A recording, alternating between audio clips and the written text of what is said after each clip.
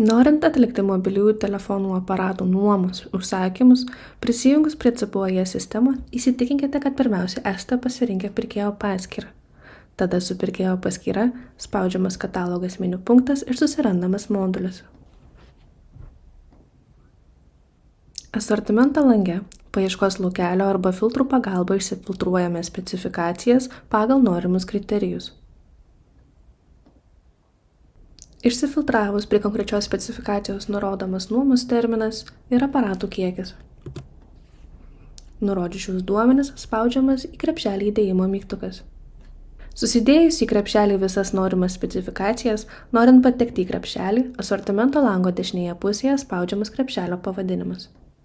Krepšelio viduje, krepšelio žingsnyje pasirenkamas adresas iš sąrašo bei nurodoma pirkimo maksimali kaina. Nurodžius šios duomenis, spaudžiamas pirmyn mygtukas į sekantį krepšelio žingsnį.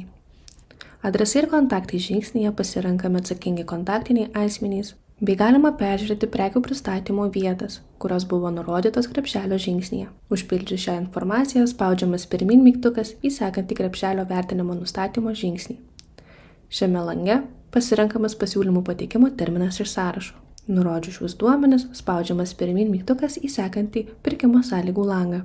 Pirkimo sąlygų lange pasirenkamas prekių pristatymo terminas iš sąrašo ir pažymimas patvirtinimas, kad atstovaujančiai perkančiai organizacijai nėra taikomi Lietuvos Respublikos viešųjų pirkimo įstatymo reikalavimai.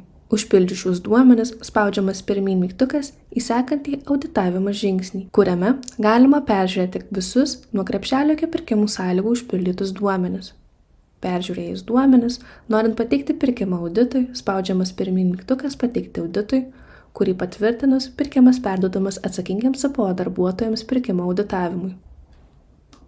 Po krepšelio auditavimo ir paskelbimo, prisijungęs prie CPOE tiekėjas, norintis dalyvauti mobiliųjų telefonų aparatų nuomos pirkime, spaudžia užsakymai meniu punktą ir aktyvus nedalyvaujamas skiltyje susiranda mobiliųjų telefonų aparatų paskelbtą pirkimą ir spaudžia sukurti pasiūlymą.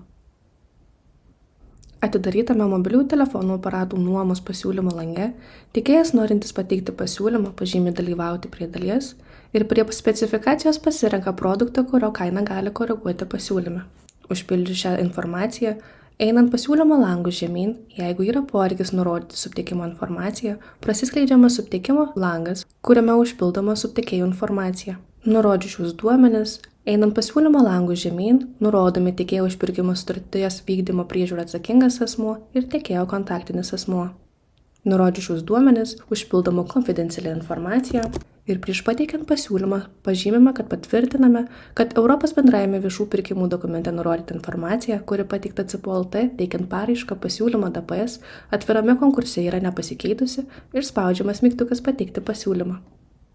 Suėjus pasiūlymų pateikimo terminui ir sistemai atlikus pasiūlymų vertinimą, tiek pirkėjas, tiek tiekėjas pirkimo peržiūros lange rezultatai žingsnyje gali peržiūrėti pirkimo rezultatus su tiekėjų eile.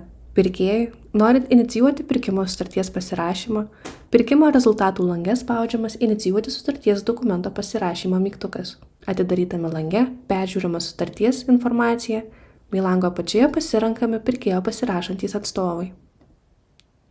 Nurodžius šios duomenis, norint inicijuoti sutarties pasirašymą, spaudžiamas inicijuoti sutarties dokumento pasirašymo mygtuką.